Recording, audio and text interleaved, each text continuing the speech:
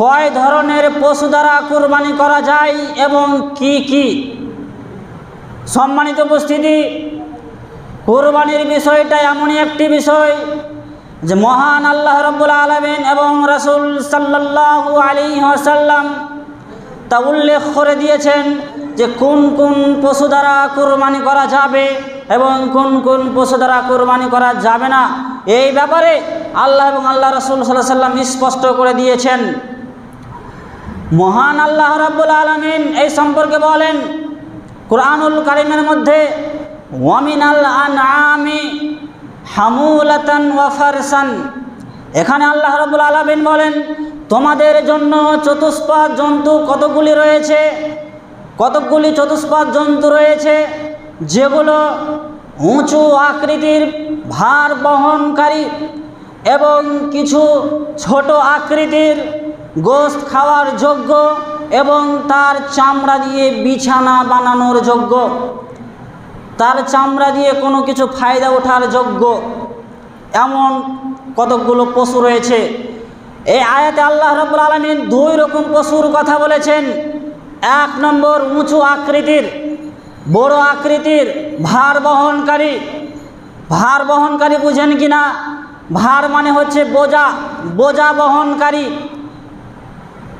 যেই পশু দ্বারা কোনো কিছু বয়ে নিয়ে যাওয়া হয়, যেমন মহিষ দিয়ে গরু দিয়ে কি হাল চাষ করা হয়, জমি চাষ করা হয়, ধান নিয়ে যাওয়া হয়।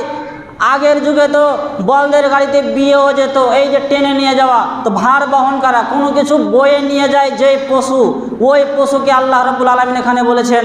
তাহলে কোনো জিনিস বয়ে নিয়ে যায় সেই পশুগুলোকে আল্লাহ রাব্বুল আলামিন উঁচু আকৃতির পশু বললেন।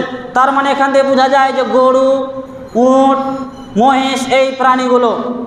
এবং ছোট আকৃতির পশু, এই পশুগুলো ছোট, শুধুমাত্র গোশত খাওয়ার যোগ্য, যেমন বকরি, ভেড়া, দুম্বা। এগুলো দিয়ে চাষবাস করা যাবে না। এগুলো দিয়ে আপনি বলেন যে আমি কোনো কিছু বহন করে নিয়ে যাব, পারবে না। যদি আপনি বলেন দুইটা বকরিকে নিয়ে হাল যেগুলো মাঠে গিয়ে, হবে না, কারণ এগুলো কোনো জিনিস বয়ে নেওয়ার জন্য এর শক্তি নেই ওই রকম, কারণ এটা ছোট আকৃতির গোশত খাওয়ার যোগ্য। তাহলে অত্র আয়াতে আল্লাহ রাব্বুল আলামিন দুই ধরনের পশুর কথা বললেন। তারপরে আল্লাহ রাব্বুল আলামিন অন্য জায়গায় বলেন যে উহিল্লাত লাকুম বাহিমাতুল আনআম। এখানে আল্লাহ রাব্বুল আলামিন বললেন তোমাদের জন্য চতুষ্পদ জন্তুকে হালাল করা হয়েছে। উহিল্লাত লাকুম বাহিমাতুল আনআম, তোমাদের জন্য গৃহপালিত চতুষ্পদ জন্তুগুলো হালাল করা হয়েছে। এখানে গৃহপালিত বলতে কোনগুলো পশু? গৃহপালিত মানে কি? গৃহ মানে হচ্ছে বাড়ি ঘর, গৃহ মানে হচ্ছে বাড়ি ঘর, এবং পালিত মানে পোষা, বাড়িতে পোষা জন্তু। বাড়িতে পোষা জন্তু কতগুলি রয়েছে, ওগুলো তোমাদের জন্য হালাল করা হয়েছে। অত্র আয়াতে এটাই বোঝাতে চাইছেন যে তোমাদের মধ্যে তোমরা যারা বাড়িতে যেই পশুগুলো পুষছো, সেই পশুগুলো তোমাদের জন্য হালাল করা হয়েছে। তো বাড়িতে কতগুলো পশু পুষি? সম্মানিত উপস্থিতি, এই আয়াতে আল্লাহ রাব্বুল আলামিন, আমরা তো বাড়িতে অনেকগুলো পশু পুষি, যেমন মহিষ পুষি, গরু পুষি। এদিকে তো উটের প্রচলন নাই, অন্যান্য জায়গায় উটের প্রচলন আছে, যেমন মক্কা মদিনাতে ওইদিকে উট ওরা পালন করে, উট পুষে। কেউ গাধা পুষে, কেউ উট পুষে, কেউ ঘোড়া পুষে। তাহলে উটও কি গৃহপালিত পশু? যেহেতু তারা মানুষ তো পুষে এগুলোকে। সম্মানিত উপস্থিতি, এখানে গৃহপালিত বলতে তো অনেকগুলো পশুর মধ্যে পড়ে যাবে। তাহলে এখানে গৃহপালিত পশু বলতে বাড়িতে পশু পোষা বলতে কোনগুলো পশুর কথা? এই ব্যাপারে তাফসিরে ইবনে কাসিরে তিনি বলেন যে তাফসির করতে গিয়ে তিনি বলেছেন এই আয়াত থেকে তাফসিরকারক অর্থ নিয়েছেন, যেমন আপনার হাসান বাসরি রাহিমাহুল্লাহ এবং কাতাদা রাহিমাহুল্লাহ, তিনারা বলেন এই আয়াত থেকে আল্লাহ রাব্বুল আলামিন গরু, উট, ছাগলকেই বুঝিয়েছেন।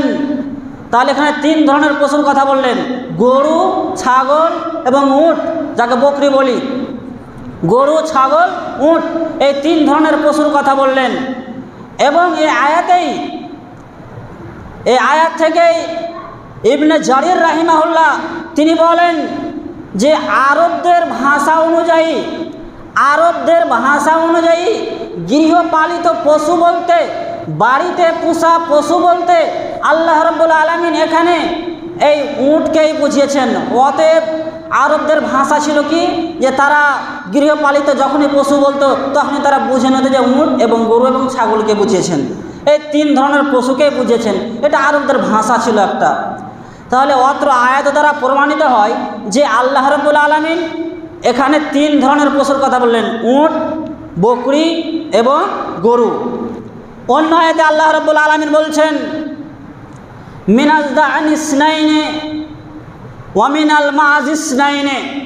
এখানে আল্লাহ রাব্বুল আলামিন বলেন এক জোড়া বকরি স্ত্রী পুরুষ এবং এক জোড়া ভেড়া স্ত্রী পুরুষ, মানে ভেড়া ভেড়ি, বাকরা বাকরি, মানে ব্যাকটা এবং বেটটি, এই দুই দুই করে চারটি। এই আয়াতে আল্লাহ রাব্বুল আলামিন চারটি প্রাণীর কথা বললেন, চারটি পশুর কথা বললেন। অন্য আয়াতে আল্লাহ রাব্বুল আলামিন বলছেন ওয়ামিনাল ইবিল ইসনাইনে ওয়ামিনাল বাকার ইসনাইনে, বলছেন যে উট স্ত্রী পুরুষ এক জোড়া এবং গরু গাই এক জোড়া স্ত্রী পুরুষ। তার মানে এখানেও ব্যাকটা এবং বেটটি, উট এবং উটনি, গরু এবং গাই, এভাবে এখানেও চার ধরনের পশুর কথা বললেন। তাহলে মোট 8 ধরনের পশু হলো। যদি এগুলোকে আপনি কি করতে যান, আধাআধি করতে যান, অর্থাৎ লিঙ্গ পরিবর্তন করতে যান, তাহলে ব্যাকটা এবং বেটটিভাবে যদি ভাগ করেন তাহলে 8 রকম পশু হবে। কারণ উট এক জোড়া মানে দুটা, গরু দুটা, দুই ধরনের মানে ব্যাকটা এবং বেটটি, গরু, উট, বকরি, ভেড়া, তাহলে 4, তার মানে 8 হলো। এই 8 ধরনের পশু দ্বারা কুরবানি করতে হবে। এবং এই ব্যাপারে ইবনে কাইয়্যুম রাহিমাহুল্লাহ তিনিও বলেন যে এখানে যে 8 রকম পশুর কথা বললেন, এই 8 রকম পশু দ্বারা কুরবানির একেবারে নির্দিষ্ট, এই 8 রকম পশু দ্বারাই কুরবানি করতে হবে। তাহলে বন্ধুগণ এখানে যে 8 রকম পশুর কথা বললেন তার মধ্যে তো মহিষ আসেনি, যাকে আপনারা ভাঁইস বলেন, এখানে তো ভাঁইসের কথা আসেনি। তাহলে মহিষের কুরবানি দেওয়া যাবে কিনা, এখানে তো মহিষের কথা উল্লেখ করেনি। সম্মানিত উপস্থিতি, মহিষের ব্যাপারে দুইটি মত রয়েছে, দুই দলে বিভক্ত হয়েছে। এক দল বলছে না মহিষের কুরবানি দেওয়া যাবে না। তাদের দলিল কি?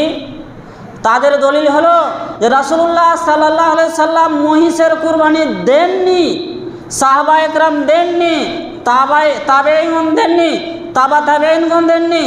তাহলে যেখানে আল্লাহ রসুল দেননি, সাহাবা একরাম দেননি, তাবেঈ দেননি, তাবেঈ দেননি, তাহলে আমরা দেব কেন?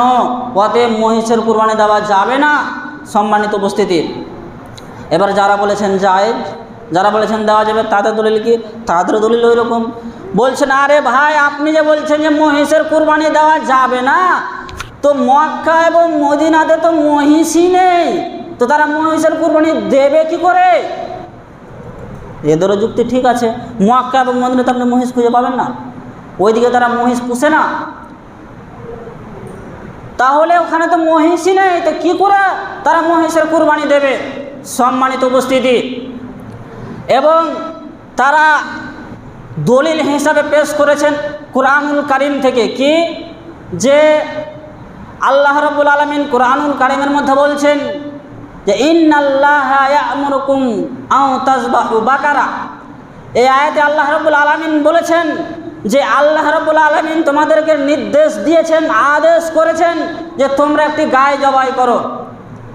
এখানে আল্লাহ রাব্বুল আলামিন যেহেতু গায় শব্দটি কুরআন কারীমে ব্যবহার করেছে, অতএব যখন গায় গরু জবাই করা যায় তাহলে মহিষও জবাই করা যাবে। কেন মহিষ জবাই করা যাবে?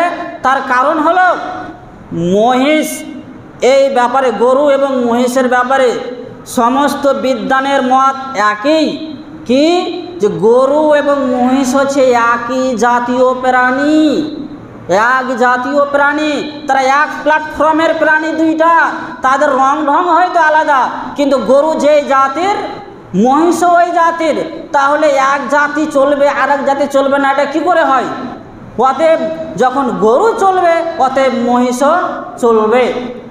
সম্মানিত উপস্থিতি, এবং আহলে হাদিসের মত এটাই যে মহিষের কুরবানি দেওয়া যাবে।